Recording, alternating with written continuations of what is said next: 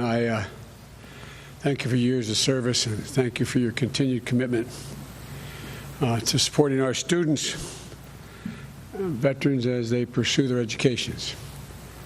And thank you, Hillsborough Community College, for hosting us today. My wife, Jill, is a community college professor, and I've known for a long, long time that community colleges, she says, are the secret, best-kept secret in America in terms of our education system. And this is just one reason why.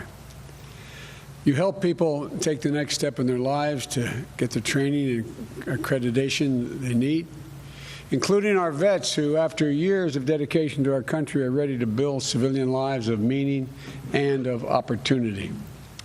Less than 1% of the population of our country chooses to serve our country in the military. Less than 1% risk everything to defend our nation, our values, and everything we hold dear. And the other 99% of us, we owe them. We owe them our thanks, our gratitude, and our respect.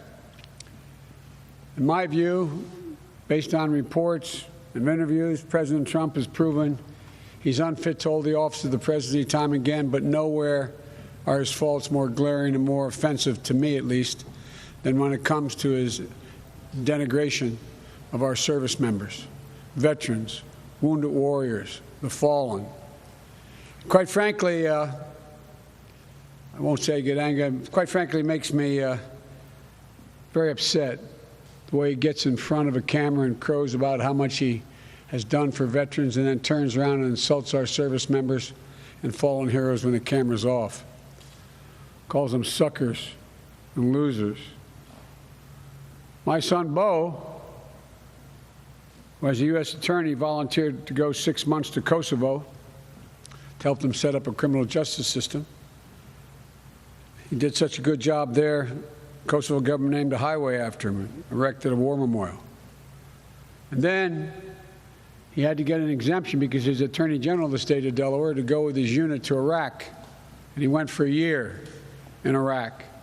Came home with a Bronze Star. He's gone now, but he was no sucker. He was a man like many of the people he served with, women and men, who served with him, served in a way that they should be honored as heroes, not in some derogatory way. They didn't come home losers. They came home heroes. And I think it's an absolute disgrace. Donald Trump has no idea about the ideas that animate women and men who sign up to serve. Duty, honor, country. That's what service and patriotism is all about. Duty, honor, country. It was reported from a very reliable source and confirmed by many major outlets that he said to a fallen father, a member of the service, the father of a fallen soldier, who himself was a member of the service, as he's standing by the gravesite, he allegedly said, "I don't get it. What was in it for them?" What was in it for them? Donald Trump doesn't seem to be able to conceive the idea of selfless service or being part of a cause that's bigger than yourself. Every day I carry with me a card, and I've been doing this for the better part of 14 years. It's my schedule. On the back of it, wherever the schedule ends, there's always a black box that I have here. It says daily troop updates. U.S. troops died in Iran and Afghanistan. 6,000, as of today, 923. Not roughly 6,900, 923. Because every one of these fallen angels left behind a family, left behind a community. There's an empty seat at that table now. U.S. troops wounded in Iraq and Afghanistan, 53,192. Not over 53,000. I've flown back on those C-130s with caskets draped coming out of Iraq and Afghanistan. I've been there at Dover Air Base, and those bodies come home.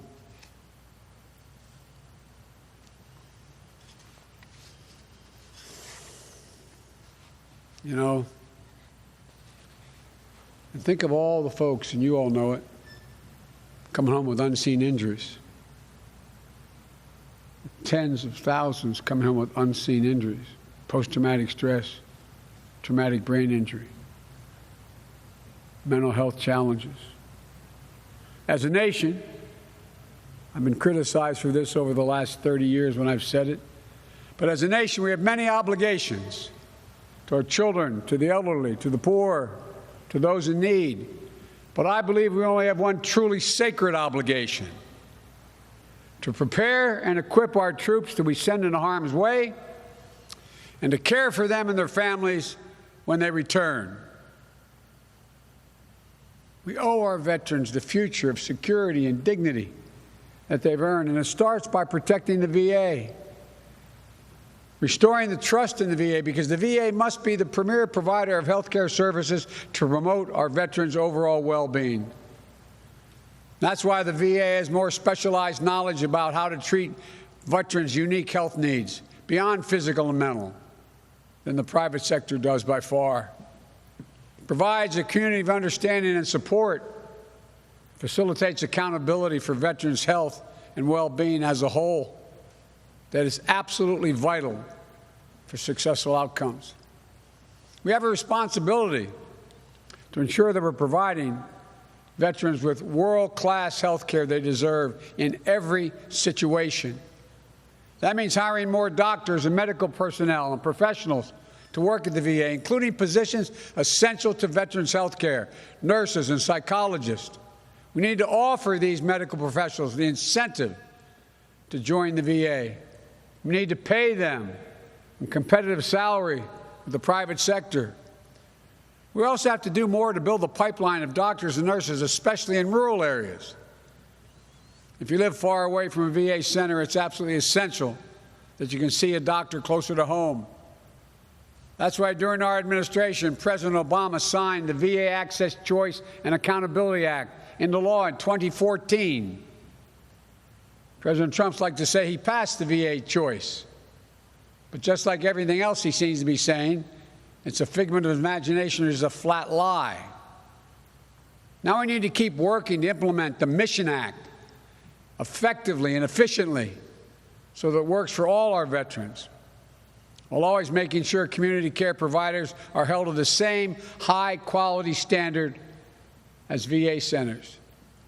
We're going to make sure our women veterans and our LGBTQ veterans get the service and respect they deserve from culturally competent providers. And critically, we're going to make sure that no veteran is locked out of treatment for conditions related to toxic exposure from burn pits or traumatic brain injuries they experienced in the line of duty. We made that mistake with Agent Orange. As a senator, I fought for decades to help Vietnam veterans get access and help. We were able to expand on it during the Obama-Biden administration. We can't let this be delayed again.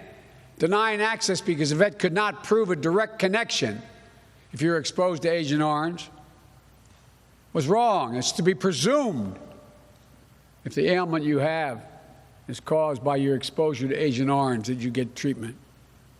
We've got to seriously tackle the mental health crisis we have. A suicide epidemic is claiming far too many of our veterans and service members. You know, one of the saddest things when my son came home after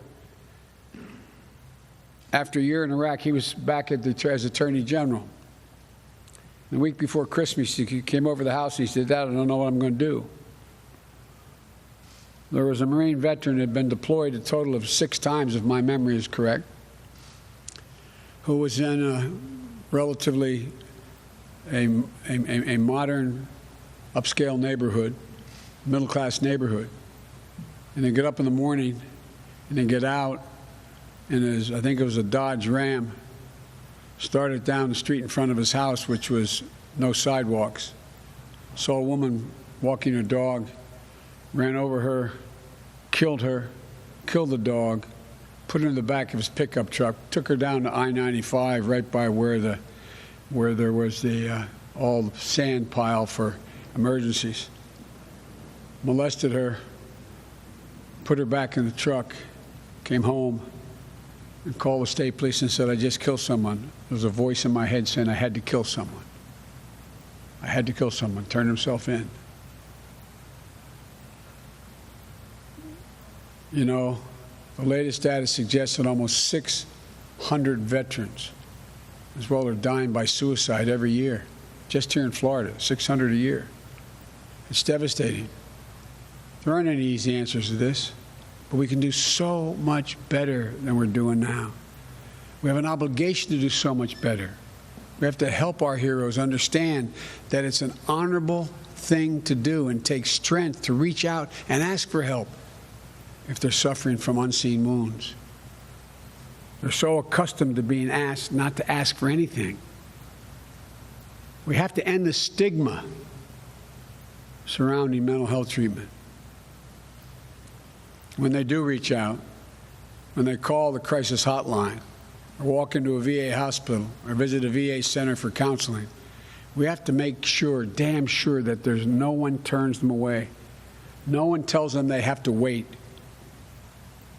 And part of it's also making sure the veterans feel a sense of security and connection and mission in the civilian world, as they did on active duty.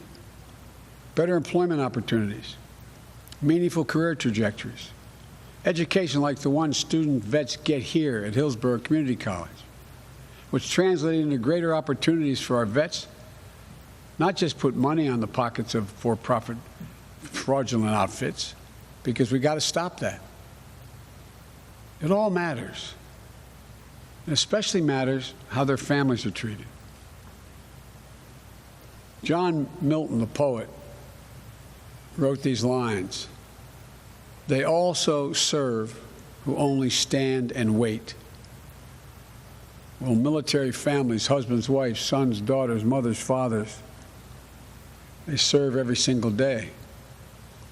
Tending to their specific needs and unique challenges should never be an afterthought for us. It's a national security imperative. Fulfilling our promise to our veterans and our military families, caregivers, and survivors is critical to ensuring that we not only meet our obligations, but the future generations continue to volunteer to serve. My wife, Jill, she worked on this more than about anyone. During our administration, she and Michelle Obama teamed up and started an outfit called Joining Forces, a nationwide initiative to drive concrete commitments to support service members, veterans and their families, and caregivers and survivors. They help make sure teachers are equipped to better meet the needs of military children in their classrooms and help bring down some of the barriers, because the vast majority of those kids in the school have no idea. Well, little Johnny or Mary or Jamal is worried because his mommy or daddy is stationed in a foreign land. It makes it so much harder for military spouses to find good jobs and build their careers. We have to change it, and we're working on that. Working with leaders like Lauren Weiner, hiring our heroes, and military spouses employment program. For example, making it easy to carry your professional credentials with you from one state to another when your spouse moves. Harris-Biden administration is going to relaunch that effort and keep pushing further to make it easier for military spouses and veterans to find meaningful careers, to ensure teachers know how to support military children in their classrooms, and to improve support for caregivers and survivors so much more than we do now. This isn't a theoretical commitment. It's personal. The year that my son Bo deployed to Iraq with his National Guard unit, that's when Jill and I learned what it really means to be part of a military family. You end up praying every night and every morning for the safety of your child far from home in the middle of a war zone, facing unknown dangers. Every family gathering, they're missed. Every time the children ask why mommy or daddy isn't there to tuck them in, it hurts. These are the challenges most Americans never have to face. These are the women and men, their families. They're the absolute best that our country has to offer. They're the backbone of America. And some of the most meaningful moments of my vice presidency of those 8 years was in Thanksgiving. We'd host a Thanksgiving meal for the wounded veterans at the vice presidential residence. We spend every Christmas Day visiting the patients at Walter Reed Hospital. I spent time with our wounded warriors in trauma centers all across the country and around the world. And you know what the message I often heard when I walk in and say, "Soldier, sailor, Marine, what can I do for you?" Whether they're amputees or not, their arms not, they try to pull themselves up and try to salute. They say, "Yes, sir. I want to go back to my unit. Can you get me back to my unit?"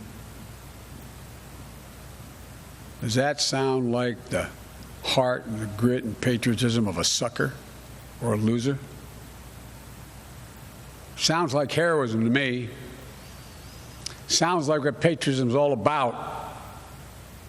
Our military is the greatest fighting force in the history of the world, and that's not hyperbole. It's the God's truth. Deserves a commander-in-chief who respects their sacrifice, understands their service, and will never betray the values they defend.